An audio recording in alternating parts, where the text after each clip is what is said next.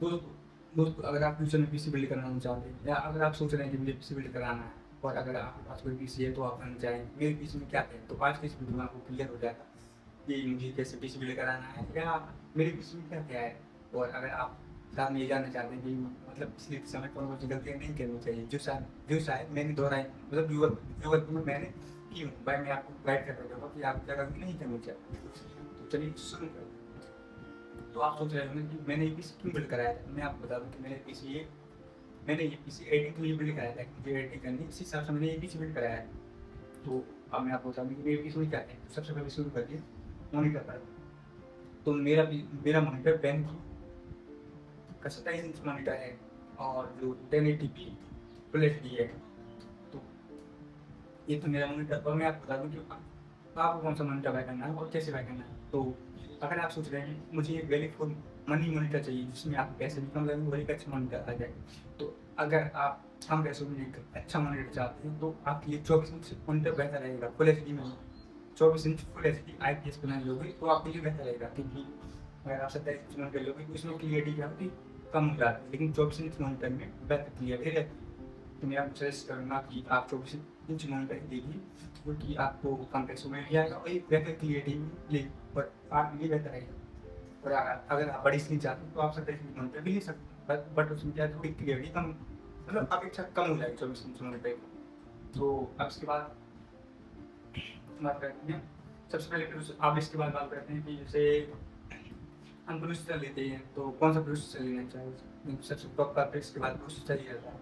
तो सबसे पहले आपको ये डिसाइड करना है कि मैं पीसी क्यों बिल्ड करा रहा हूँ।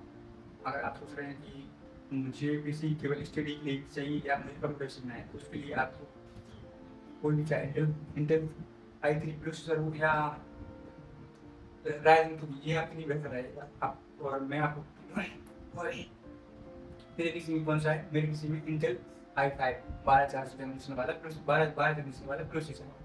और मैं आपको सजेस्ट करूँगा कि आप हमेशा राइजन वाले प्रोसेसर लीजिए, क्योंकि वह प्रोसेसर वैल्यू फॉर मनी रहती है, उसमें मतलब कम कीमत पर एक बेहतर प्रोसेसर मिल जाए। और आप हमेशा ऐसे प्रोसेसर लें जिसमें साथ में जीपी रहता है, वह प्रोसेसर आपके लिए बेहतर है। तो वही है कि आप राइजन में मतलब AMD और राइजन मतलब AMD राइजन का प्रोसेसर ही लें। और अगर आप स्टडी के लिए चाहते हैं तो आप राइजन 3 प्रोसेसर लें। और अगर आप एक से एडिटिंग वगैरह मल्टीटास्किंग मतलब थोड़ा हैवी काम करने के लिए चाहते हैं तो राइजन 5 लें। लेकिन मैं सजेस्ट करूँगा आप राइजन की प्रोसेसर लें, बेहतर होती है। फिर इसके बाद अब देखा जाए तो उसके बाद आपको डिसाइड करना पड़ेगा मदरबोर्ड। तो आपके CPU की मतलब आपकी जो प्रोसेसर है उस पर कौन सा मदरबोर्ड सूट करता है, वही आप मदरबोर्ड लेंगे। और एक अच्छा मदरबोर्ड, अच्छे ब्रांड का मदरबोर्ड लेंगे, जैसे कि गीगाबाइट, और मेरी भी गीगाबाइट है। आपको अच्छा लगे MSI या जो भी अच्छा लगे आप ले सकते हैं। मेरी गीगाबाइट B760 मदरबोर्ड है। और अब इसके बाद आप देखिए कि मेरे पीसी में रैम कितनी है। तो अब मतलब क्या है कि 2026 में रैम की प्राइस काफ़ी हाई हो चुकी है, रैम और SSD की प्राइस काफ़ी हाई हो चुकी है। तो मेरे में DDR4 8 GB रैम जी स्किल की रैम है, जो कि काफ़ी अच्छी रैम। और मैं आपको सजेस्ट करूँगा कि जी स्किल की काफ़ी बेहतर रैम है, आप इसे ही लें। और अगर आप मतलब एक अच्छे ब्रांड की जैसे आप रैम ले सकते हैं, तो 8 GB काफ़ी है। अगर आप मतलब जैसे आपको कंप्यूटर सीखना है या काफ़ी भारी एडिटिंग मतलब आपके लिए अगर i3 प्रोसेसर है या राइजन 3 प्रोसेसर है तो उसके लिए 8 GB रैम इनफ है, आप देख लीजिए। और इसके बाद मेरे में कौन सी स्टोरेज है, मतलब कौन सी SSD मैं आपको बताऊँ। मेरे में गीगाबाइट 250 NVMe SSD स्पीड 3500 के आसपास है, तो आपकी सही स्पीड है।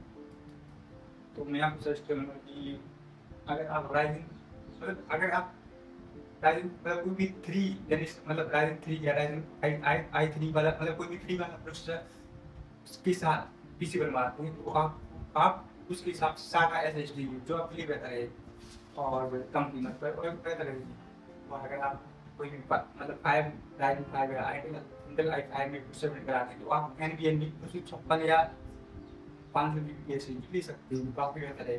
मैं आपको सजेस्ट करूँगा कि आप राइजन 3 मतलब अगर आप एक कम पैसों में अच्छी एसएसडी चाहते हैं तो आप WD की ऐसे सारा ऐसे ले सकते हैं जो आपके लिए बेहतर हो। और उसके बाद मेरे पीछे में, हाँ इसके बाद आपको लेना पड़ेगा कि पावर सप्लाई। तो अगर आप थ्री वाला कुछ मतलब पीछे बिल्ड करा रहे हैं तो उसके लिए आप एक 400 वाट की पावर सप्लाई, मतलब 400 वाट एक अच्छे ब्रांड की 400 वाट की पावर सप्लाई काफ़ी रहेगी। और अगर आप फायर में बिल्ड करा रहे हैं तो भाई 500 प्लस जाना पड़ेगा, 550 या अप्रॉक्स 500, इसलिए आपके लिए काफ़ी रहेगी पावर सप्लाई। और आप देख रहे हैं मेरा आज कैबिनेट है फिश टैंक स्टाइल में, और काफ़ी अच्छा कैबिनेट है। और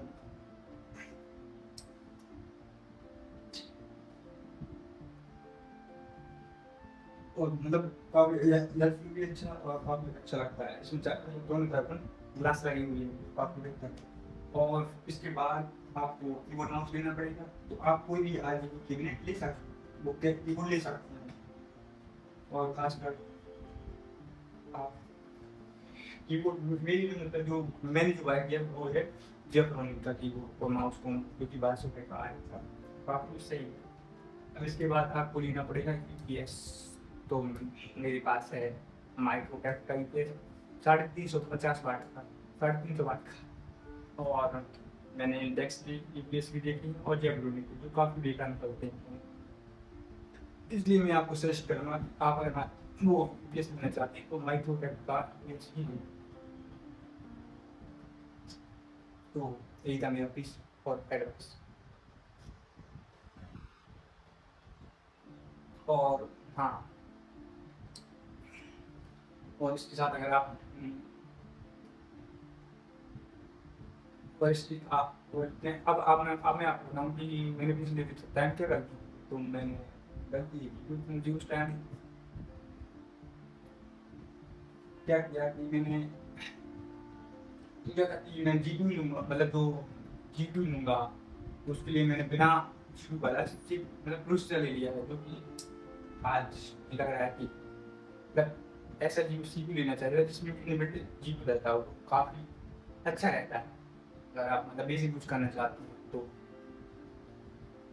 हाँ, अब एक रही मतलब मेरे पास की बात, अब काम है तो कभी कभी इसमें क्या प्रॉब्लम्स आए या क्या क्या समस्या है, तो मैं आपको बता दूँ। सबसे पहले मेरा एक कीबोर्ड है जो कि हर बार इस जब स्टार्ट करते हैं तो उसके बाद रीप्लग करना पड़ता है, दोबारा मतलब प्लग लगाओ, अच्छा मतलब दोबारा निकाल के प्लग लगाना पड़ता है। इससे क्या है तब जाके कनेक्ट होता है, कीबोर्ड वरना कनेक्ट नहीं होता है। और अभी मेरे पीछे को 3 मंथ हो चुके हैं। इसके बाद अभी इसमें एक समस्या और आई है, स्क्रीन ब्लिंक करती है। और अब वो क्या कि जो मैंने मैंने विंडो ऑपरेट की उसके बाद पता नहीं क्या हुआ, जिसके कारण स्क्रीन ब्लिंक करने लगती है। यही मतलब अभी तक समस्या है। उसके बाद अभी समस्या नहीं है, पर अगर आप कुछ और पूछना चाहते हैं तो उस वीडियो में कमेंट कीजिए, मैं आपको बता दूँ।